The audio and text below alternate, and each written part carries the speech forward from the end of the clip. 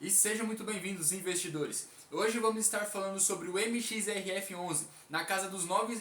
Seria uma oportunidade ou seria uma furada? Lembrando que o MXRF é um fundo extremamente conhecido. Hoje nós estamos em torno ali de 1,6 milhões de investidores em fundo imobiliário e o MXRF tem quase 500 mil cotistas. Então é um fundo extremamente popular. E se você está de olho nele, se você está pensando em entrar em posição nele, já deixa o like nesse vídeo, que esse vídeo vai te ajudar você a entender um pouco da lógica do MXRF e do porquê que ele está com o preço tão baixo assim.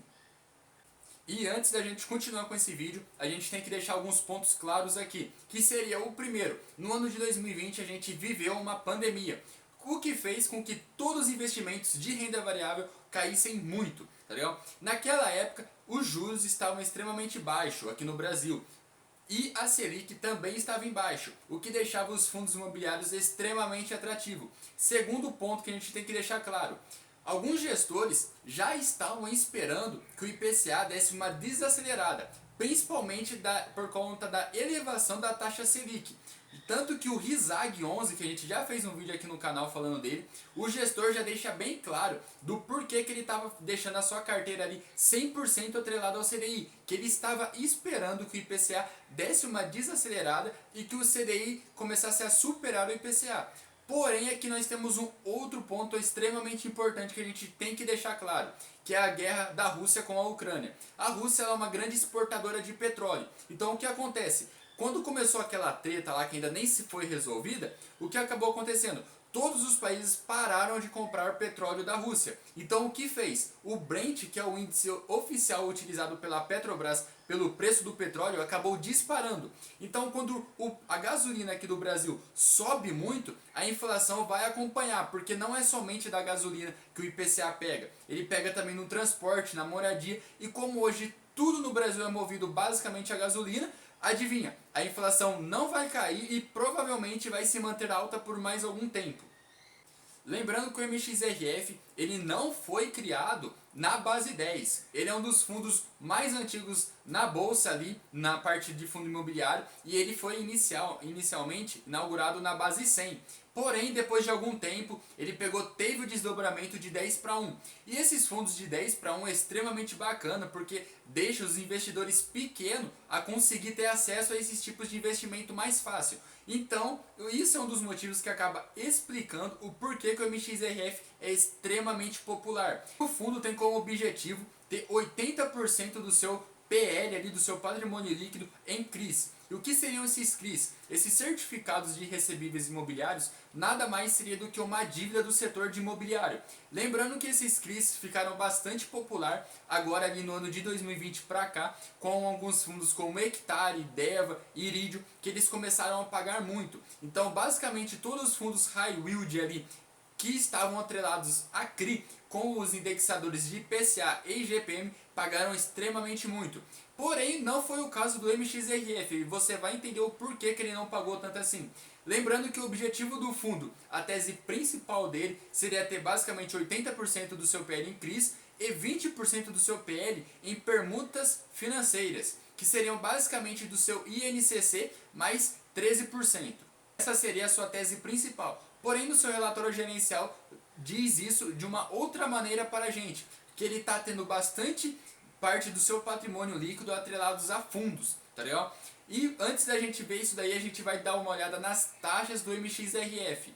O MXRF ele tem um tipo de gestão ativa, não tem como ele ter uma gestão passiva, principalmente porque ele tem uma característica de fazer muito giro de carteira. Então a gestão tem uma grande capacidade em fazer ganho de capital fazendo esses giros. A gestão faz muito bem isso. Tanto que quando o CDI estava ali em torno de 4 ou 5% ao ano, o fundo estava pagando muito mais do que os seus recebíveis através dos CRIs.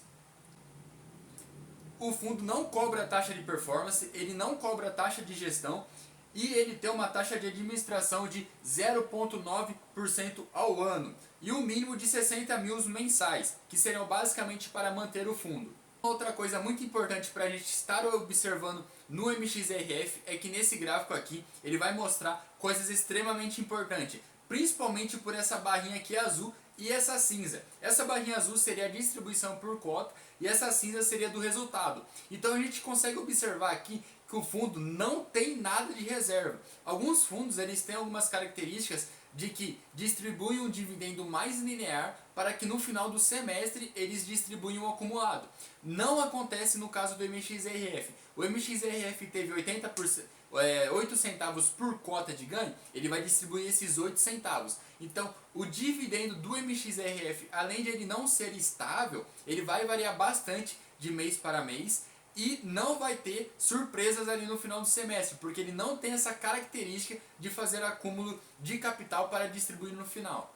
Já em seu portfólio a gente consegue ver que ele tem 71% em CRIs, tem 14% em permutas financeiras e uma coisa que me chamou a atenção, ele tem quase 14% em outros fundos, tá ligado? Então ele já acaba fugindo um pouco da sua tese principal. Um outro detalhe que é a tese principal que a gente vai estar observando no caso do MXRF é de que ele não costuma ocorrer muito risco, que o mercado financeiro funciona basicamente como? Você quer ter um retorno elevado, você precisa correr um risco mais elevado. Então os fundos que ficaram bastante popular por conta da alta do IPCA e do IGPM, que se tornaram aqueles fundos mais high yield, eles pagavam extremamente mais. E uma das coisas do MXRF dele não conseguir acompanhar esses fundos seria de que o portfólio dele de CRIs é um pouco mais conservador. Então, tanto que no relatório gerencial dele, você precisa observar que o gestor sempre enfatiza que o objetivo do fundo é basicamente você investir em CRIs para boas empresas, para bons credores, para que não ocorra o risco de calote. Porque muitos fundos costumam pagar muito no mês, porém se o fundo tiver calote no outro mês, o dividendo dele vai cair extremamente. Outra parte aqui do seu relatório gerencial é que o investimento de ativo objetivo dele está bastante distribuído, tendo 27% em comercial e 31% em residencial e 41% em crédito corporativo, o que isso acaba trazendo uma diversificação maior para o fundo. E uma outra coisa para a gente observar no seu relatório gerencial seria basicamente de que ele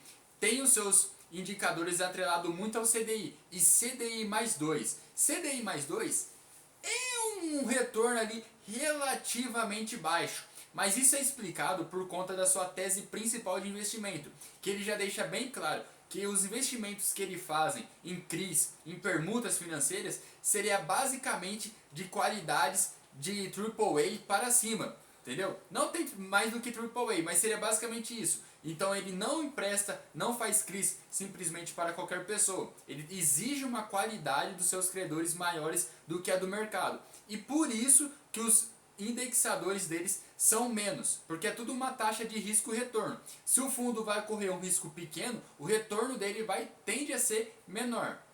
Teria ali de 61% do seu book seria de IPCA+, e INCC+, que seria uma taxa média ali de 8,07% ao ano. É uma taxa ali relativamente baixa, se a gente for estar comparando com a inflação hoje, tá ligado? Então o MXRF com seus CRIs estão perdendo para a inflação atualmente. E ele também tem 1% de IGPM e 1% de pré-fixado, que seria de 10% ao ano. E menos de 1% a 107% do CDI, que seria a taxa extremamente baixa. Principalmente que você consegue investir esse dinheiro e alguns outros bancos digitais que estão pagando ali em torno de 120% ou 200%, que é no caso da XP. Tá legal? Porque quando a gente olha aqui para os indexadores do MXRF, a gente consegue ver basicamente que ele tem IPCA+, e CDI+, que seria basicamente 100% da sua carteira. E nos seus setores de economia ele é extremamente diversificado. Ele é diversificado tanto na parte de real estates, como de shopping, como de a parte de hospitais. Então ele tem uma grande diversificação ali no seu book de CRIs. E um outro ponto que a gente tem que observar é que a duração dos seus CRIs ali estão basicamente mais de 70% ali para 2029. Então, muito provavelmente, o MXRF vai fazer giro desses CRIs que ele tem em carteira para conseguir um ganho de capital em cima deles. Tanto que a gestora é muito boa em fazer isso daí. E isso acaba trazendo uma segurança maior para os cotistas. Porque se você já tem CRIs atrelados até 2029, você já vai ter uma certa segurança e uma certa previsibilidade de caixa até lá. Principalmente que ele tem CRIs de extrema qualidade. E a conclusão do MXRF seria basicamente de que ele é um fundo de CRIs extremamente popular Porém, ele tem uma característica que é bastante importante, que além de ele ser um fundo de CRI, então ele não tem o potencial de valorização do seu valor patrimonial, porque CRI seria basicamente dívida. E uma outra coisa importante é de que ele paga ali em torno ali do CDI mais uma pequena taxinha. Ele tem uma grande vantagem ali em relação ao CDI, que ele não tem imposto de renda. Fundo imobiliário que distribui 95% dos seus lucros no trimestre não precisa pagar imposto de renda. Então isso acaba trazendo uma vantagem para o investidor. O MXRF é um fundo extremamente popular, então a gente tem que estar observando que além de ele ser extremamente popular, a liquidez dele é muito grande. Então se caso um investidor grande queira investir nele, pode ser que compense. Porém, ele não é um dos fundos que mais pagam e não tem um potencial de retorno no futuro muito grande, como é nos fundos de lajes. Então esse é um ponto que a gente tem que se observar. Porém, ele tem uma característica de que os CRIs deles são de ótima qualidade. Então o risco de calote em cima do MXRF vai ser mínimo, tá ligado? Então é tudo uma questão de balanceamento da sua carteira. Se você quer correr mais risco para receber mais, talvez o MXRF não seja uma boa opção para você.